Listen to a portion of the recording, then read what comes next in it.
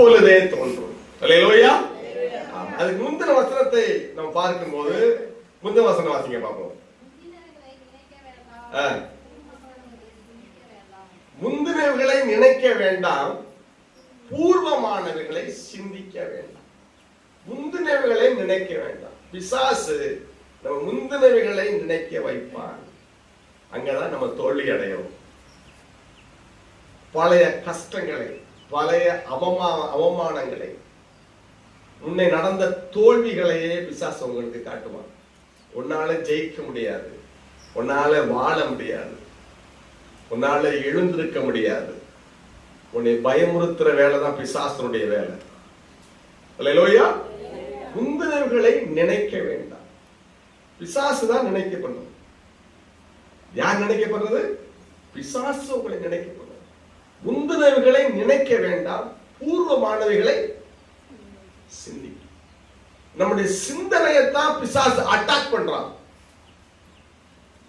எவ்வளவு செல்வாக்கு ஆசிரியர் வந்தாலும் பழைய காரியங்களை, கவலைகளையும் தோல்விகளையும் இழப்புகளையும் உங்களுக்குள்ள பிசாசு நினைவுல கொண்டு வந்துட்டா நீ படுத்துருவ. சாப்பிட மாட்ட, யார்கிட்டையும் பேச மாட்ட, ஏண்டா உயிரோடு இருக்கிறன்னு நினைப்ப.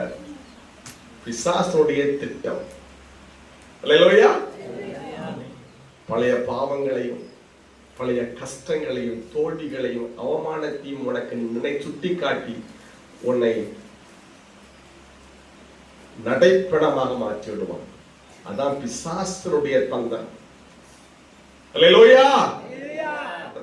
அருமையான கர்த்தருடைய பிள்ளைகளை ஆண்டவர் சொல்லுகிறார், முந்தினவைகளை நினைக்க வேண்டாம், பூர்வமானவைகளை சிந்திக்க வேண்டாம் அப்படின்னு உன்னை நேசிக்கிற ஆண்டவராக இயேசு கிறிஸ்து உனக்கு சொல்லுகிறார்.